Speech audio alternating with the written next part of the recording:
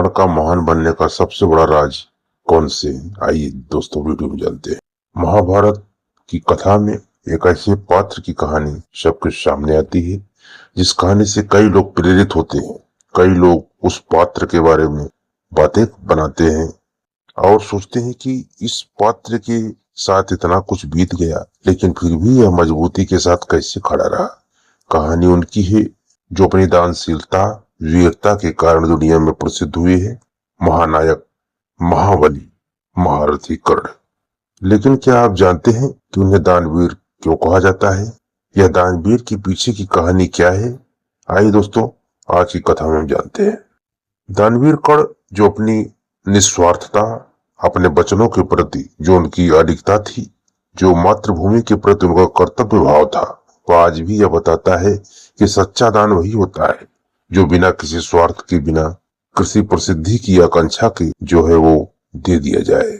एक मुझे प्रसंग याद आ रहा है जब अर्जुन ने श्री कृष्ण से पूछा, धनुर्धर अर्जुन भगवान श्री कृष्ण से कहते हैं कि हे माधव, लोग कर्ण की इतनी प्रशंसा क्यों कर रहे हैं जबकि हमने भी तो कई अवसरों पर दान दिया। तो भगवान श्री कृष्ण मुस्कुरा के कहते, समय आएगा तो तुम्हें स्वयं जो है उसका उत्तर मिल जाएगा। भगवान श्री कृष्ण ने क्या किया? दो बड़े बड़े पर्वतों को सोने में बदल दिया। अर्जुन से कहा इस सोने को गांव के लोगों में वितरित कर दो। अर्जुन ने पूरी लगन से, पूरे डेडिकेशन से वो कार्य शुरू किया। हर व्यक्ति से उनका नाम पूछा, पता पूछा, विवरण पूछा और फिर कहने लगे तो बड़ा कठिन काम है, सोना मैं बांट रहा हूँ सब में, लेकिन बड़ा कठिन होते जा रहा है। श्री कृष्ण ने कर्ण को बुलाकर कहा कि भैया ये काम करना है, इसको गांव वालों में बांट देना है। कर्ण ने जाकर के सारे गांव वालों से कहा कि सारा सोना आपका है, आप स्वयं बांट लीजिए। भगवान मुस्कुराते हुए कर्ण अर्जुन से कहने लगे कि देखा, यही अंतर है तुम में और कर्ण में। कर्ण का जो दान है वह आत्म संयम से, योजना से इंस्पायर्ड नहीं होता, वो सिर्फ भाव से दान कर देते हैं। तीन ऐसे प्रसंग हैं जो कर्ण को दानवीर बनाते हैं। आइए दोस्तों वो कौन से दान है, आइए दोस्तों हम उसको बताते हैं। नमस्कार दोस्तों, हमारे मोटिवेशनल आरके ब्लॉग चैनल में आप सभी का बहुत बहुत स्वागत है। दोस्तों आप लोग कमेंट में जय श्री कृष्ण लिखकर भगवान श्री कृष्ण का आभार जरूर व्यक्त करें और नए हैं तो सब्सक्राइब करें। तो आइए देर न करते वीडियो में आगे बढ़ते हैं। पहला प्रसंग है माँ कुंती का दिया हुआ वचन। जब कर्ण को पता चला कि उनकी माता कुंती है, उनकी जन्मदात्री है तो भावनाओं से व्याकुल हो गए। कुंती ने कहा कि आप युद्ध में मत आइए, पांडवों का साथ दीजिए। कर्ण ने विनम्रता से उत्तर दिया कि माँ, जो लोग मेरे साथ रहे, जिन्होंने मुझे सम्मान दिया, मित्रता दी, मैं उनका साथ नहीं छोड़ सकता। तब कुंती ने पूछा, क्या तुम अपने भाइयों को ही मार दोगे? कर्ण धर संकट पड़ गए, लेकिन अपनी सत्य निष्ठा और धर्म बुद्धि से उन्होंने एक अद्भुत वचन दिया कि मैं वचन देता हूँ माँ कि अर्जुन को छोड़कर मैं कभी भी तुम्हारे किसी अन्य पुत्र पर प्राण घातक वार नहीं करूंगा। यानी कि चाहे अर्जुन रहे या मैं रहूं, पांडव हमेशा पांच ही रहेंगे। यह वचन कर्ण ने अपने जीवन के अंतिम श्वास तक निभाया। दोस्तों युद्ध भूमि में जब एक दूसरे के खिलाफ सब थे, एक दूसरे का वध करने को तत्पर थे, तब कर्ण ने अपने वचन की मर्यादा रखी। यह था उनका सच्चा धर्म। दूसरा प्रसंग आता है दोस्तों जब भगवान श्री कृष्ण पांडवों की दानशीलता की परीक्षा लेने की सोचते हैं। भीम और अर्जुन ने युधिष्ठिर की प्रशंसा करते हुए कहा कि वो तो बड़े दानी हैं। भगवान जी ने कहा कि कर्ण जैसा कोई नहीं है। कुछ समय बाद एक ब्राह्मण युधिष्ठिर के दरबार में आता है, यज्ञ के लिए चंदन की सूखी लकड़ी मांगता है। युधिष्ठिर प्रयास करते हैं लेकिन राजभर में कहीं सूखी चंदन की लकड़ी नहीं मिलती। ब्राह्मण देव निराश होकर लौट जाते हैं।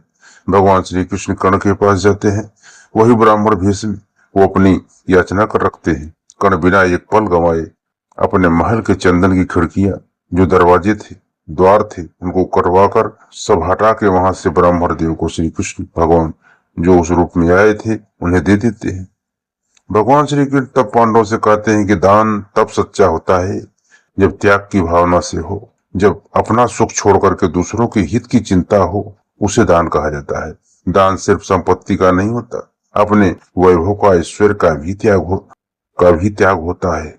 यही सच्ची दानशीलता है। तीसरा प्रसंग आता है दोस्तों जो कर्ण की दानशीलता की सबसे बड़ी परीक्षा थी। अपनी अंतिम श्वास गिन रहे थे, मृत्यु उनके सामने खड़ी थी। भगवान श्री कृष्ण ने ब्राह्मण का वेश धारण किया और कर्ण से कहा कि मुझे कुछ स्वर्ण की आवश्यकता है। कर्ण ने कहा, महाराज मेरे पास तो कुछ भी नहीं है, मेरे शरीर के सिवाय। ब्राह्मण देव कह रहे हैं तुम्हारे दांतों में सोना है। कर्ण एक पत्थर उठाते हैं और अपना दांत तोड़ देते हैं, दान कर देते हैं। ब्राह्मण देव कहते हैं, खून से सना हुआ है, मैं इसे ग्रहण नहीं कर सकता। कर्ण जो है बिना समय गंवाए एक बाण चलाते हैं, आकाश से वर्षा होती है, जल बरसने लगता है, दांत धोते हैं और फिर ब्राह्मण देव को देते हैं। यह उनका अंतिम दान था। मृत्यु सैया पर भी उन्होंने याचक को खाली नहीं लौटाया।